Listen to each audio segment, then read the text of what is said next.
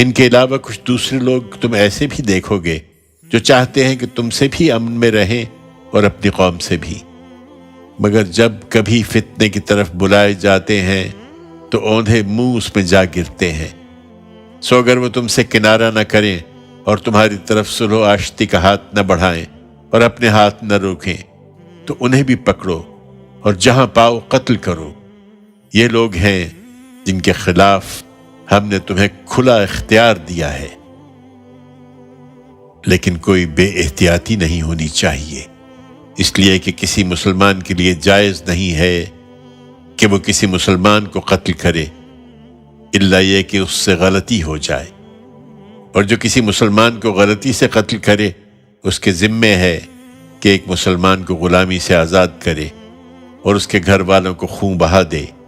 الا یہ کہ وہ معاف کر دے۔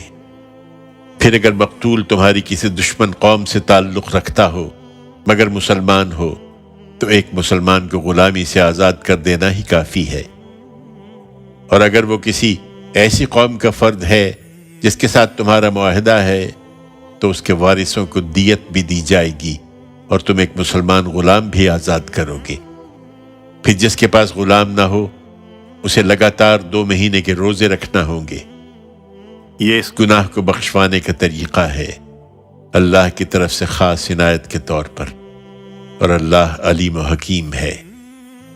اس شخص کی سزا البتہ جہنم ہے جو کسی مسلمان کو جان بوجھ کر قتل کرے، وہ اس میں ہمیشہ رہے گا، اس پر اللہ کا غضب اور اس کی لعنت ہے، اور اس کے لیے اس نے ایک بڑا عذاب تیار کر رکھا ہے۔